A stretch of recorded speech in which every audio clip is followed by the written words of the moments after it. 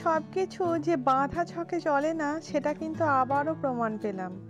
অনেক দিন আগে এই হোটেল বুক করে রাখা সত্ত্বেও এখানে এসে জানতে পারলাম যে হোটেলটি 4 তলার ওপরে, আর সেটা সিঁড়ি দিয়ে উঠতে হবে, যেটা আমাদের পক্ষে অনেকটাই অসম্ভব, কারণ বাচ্চা নিয়ে ওই ব্যাগ নিয়ে সিঁড়ি দিয়ে ওঠা বেশ কষ্টকর। আর সিঁড়ি কিন্তু আমাদের ইন্ডিয়ার মতো নয়, যথেষ্ট সরু সিঁড়ি। তাই ভাগ্য বারবার বলে দেয়, তোমার জীবনে যতটুকু পাবার তুমি ঠিক ততটাই পাবে। তুমি প্ল্যান করে রাখলেও সব কিছু তুমি পাবে না, কিছু ত্যাগ করতে হবে, কিছু পাবে। ওরা যখন আমাদের জানায় যে তোমরা একটু হোটেলটা কাছাকাছি যদি পাও দেখো, খুঁজে নাও, সেটা তোমাদের জন্য ভালো হবে, তখন আমি আর বিহু সব থেকে কাছের এই ট্যুরিস্ট স্পটটাতেই আসি।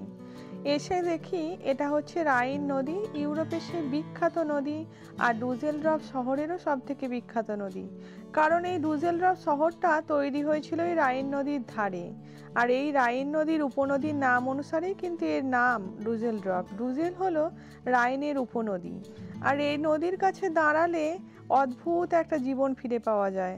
নদীর একটা নিজস্ব গতি আছে। আর এই হুইলটা আমরা প্রথম থেকে দেখতে পাচ্ছিলাম যখন আমরা হোটেলের কাছাকাছি এসেছিলাম, তখন থেকেই এটা দেখছিলাম একেবারে আস্তে আস্তে ঘুরছে। কেন যে আস্তে ঘুরছে এর কারণ কিন্তু আমি বুঝতে পারিনি। তবে এই আস্তে ঘোরার জন্য আমি কিন্তু একটা বুকে বল পেয়েছি যে এতে আমি চাপতে পারবো। যাই হোক, আর এখানে দেখছি বহু মানুষের আনাগোনা, এবং দেখে বুঝতে পারছি এটা কিন্তু এখানকার একটা ট্যুরিস্ট স্পটও বটে। বহু মানুষই এখানে আসছে, ছবি তুলছে। আর যেহেতু এটা শিল্পনগরী, তাই যাত্রীবাহী ক্রুজ যেমন আছে, সেরকম মালবাহী জাহাজও আছে। আর এই রাইন নদীর ধারে গড়ে ওঠা এককালের গ্রাম ডুসেলডর্ফ, সেটা কিন্তু দুটো ভাগে ভাগ হয়ে গেছে। একদিকে ওল্ড ডুসেলডর্ফ, একদিকে নিউ ডুসেলডর্ফ। এই যে ক্রুজগুলো আপনারা দেখতে পাচ্ছেন, এগুলো কিন্তু সবগুলোই বুকিং অলমোস্ট, কারণ এখানে এই রাইন নদীতে ক্রুজে চেপে ঘোরার মানুষের একটা ভীষণ রকম প্রবণতা আছে। বহু মানুষই এখানে আসে শুধুমাত্র এই রাইন নদীকে ভ্রমণ করব বলে। তাই বহু ক্রুজই এখানে আছে। আবার অনেক দেশ থেকে আসা ক্রুজও আছে, যেমন অস্ট্রিয়া থেকে বহু মানুষই আসে, যারা আমস্টারডাম হয়ে, রোটারডাম হয়ে আবার এখানে আসে, আবার এই দিকেই ফিরে যায়। তাদের সেটাই ভালো লাগে। ঠিক কিছুটা কেরালার অ্যালিপ্পি বা কুমারাকামে যেমন আছে, ওই ধরনের, মানে ভ্রমণের জায়গাটাই হলো এই জলপথে। শুধু ভ্রমণ নয়, এখানে ব্যবসা বাণিজ্যও কিন্তু এই জলপথে, যা কিছু হয় এই রাইন নদীকে ঘিরে। সব জায়গাতেই নদীর একটা নিজস্ব গতি আছে, সে অনেক কিছু ফিরিয়ে দেয়, অনেক কিছু দেখিয়েও দেয়। হোটেল যখন খুঁজতে বলে তখন বুঝতে পারি জিনিসটা তো সহজে হবে না, কারণ ক্রিসমাসের মার্কেট, আর এই সময় এই জায়গাগুলো প্রচণ্ড ভিড় থাকে, হোটেল প্রায় নেই। তাই ওরা যখন হোটেল খুঁজতে বেরোয়, আমি আর বিহু এই দূর থেকে এই হুইলটা দেখতে পাই। দেখতে পেয়ে আমি বিহুকে বলি, চলো আমি আর তুমি আজকে দুজন মিলে ঘুরতে বেরোবো। তখনও আমি জানতাম না যে এখানে এসে ওই রাইন নদীটা দেখতে পাবো, বা এখানে এই মেলার মতো এত লোকজন দেখতে পাবো। কারণ আমি শুধু বুঝেছিলাম যে হুইলটা আছে মানে কিছু একটা আছে, কিন্তু কি আছে সেটা তো আমি জানতাম না। আর আমার কাছে ইন্টারনেটও ছিল না যে আমি খুঁজে দেখব কি আছে। তো এখানে এসে বিহুর খুব ভালো লাগে, আর ও আমাকে বারবার বলেছে যে এটাতেও চাপতে চায়। যেহেতু এটা খুব ধীরে ঘুরছে, তা আমি ওকে বলেছি যে আমরা বিকেলবেলায় যখন আসবো তখন তোমাকে এতে চাপাবো। আর বহু মানুষই দেখছি এখানে এসে তারা নিজেরা ওই ক্রুজে ভ্রমণ করছে, আর এখানে এই মার্কেটটায় ঘুরছে, ছবি তুলছে। এটা যে কোনো একটা ওদের ট্যুরিস্ট স্পট সেটা এখানে এসেই বোঝা যাচ্ছে। তবে এখনও দোকানগুলো খুব ভালোভাবে ওপেন হয়নি। বেড়াতে আসা মানে যে শুধুই আনন্দ এমন কিন্তু নয়, বেড়াতে এলে অনেক পরিশ্রম এবং অনেক কষ্ট, অনেক কিছু ঝামেলার মুখোমুখিও হতে হয়। কিন্তু সব পরিস্থিতিতেই বিহু ওইটুকু বাচ্চা হয়ে আমাদের কিন্তু খুব সুন্দরভাবে সাপোর্ট করে। ওর কাছ থেকে আমরা অনেক কিছু শিখি। যে কোনো পরিস্থিতিতে, যে কোনো দিন যখনই বেড়াতে যাই, ওর খাবারের কিন্তু একটু অসুবিধা হয়, কারণ সব সময় সব খাবার সব জায়গায় অ্যাভেলেবেল থাকে না, ও যেমনভাবে বাড়িতে খায়। তো আমরা চেষ্টা করি বাড়িতে খাবার বানিয়ে দেওয়ার, হোটেলে কিচেন নেওয়ার।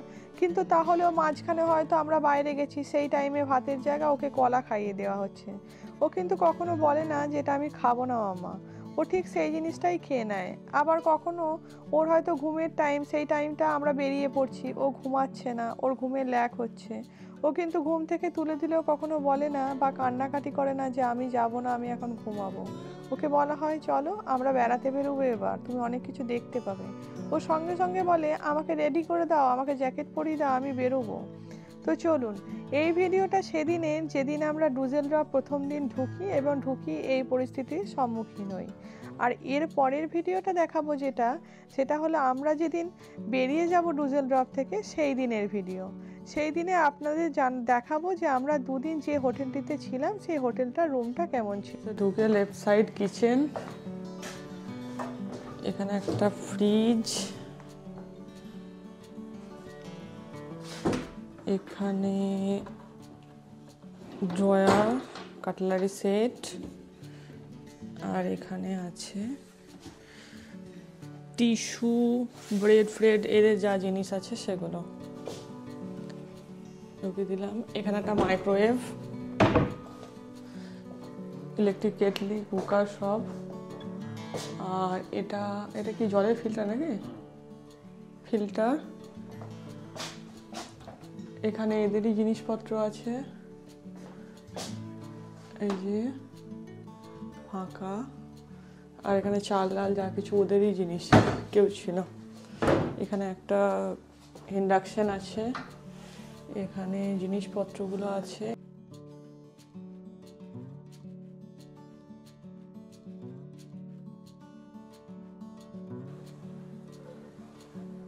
এখানে এটা, আর এই যে ফাঁকা।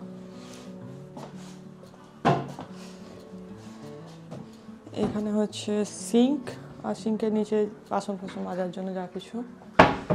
আর এখানে হচ্ছে কাচের সেট। এটা হয়ে গেল। আর ওই দিকের রুমটায় আমাদের হোটেল বুকিং ছিল, এটা মেন রাস্তা। চলো এখানে এসো।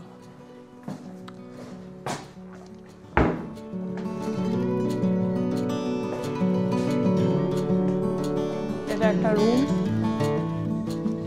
এখানে বক্স, এখানে হচ্ছে বেডিং জিনিসপত্র আছে, আয়রন টেবিল, বেড আছে, বাঙ্ক বেড, একটা দুটো তিনটে চারটে। আর এখানে টাওয়াল রাখা আছে।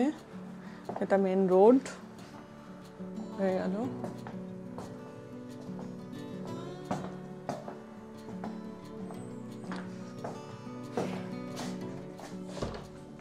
এটা ওয়াশরুম,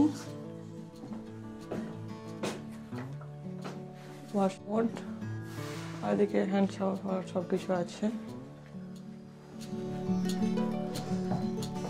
আর এইটা আমাদের ইউজ করার রুম। এখানে একটা বেড আছে, এখানে একটা বেড আছে, এখানে একটা ড্রেসিং মিরর। আর এটা হচ্ছে আমি এখন পরে যাব তার জন্য জ্যাকেট। আর ওই একটা বেড, আর এখানে হচ্ছে হিটার।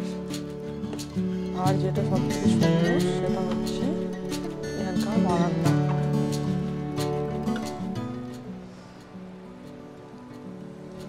এখানে একটা টেবিল আছে, আর এদিকে রাস্তা, ওইদিকে চার্চ।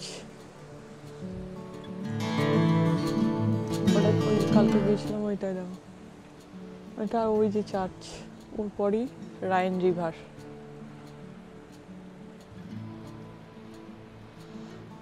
আর এটা লেক, লেক ঠিক না, এটা ক্যানাল টাইপের।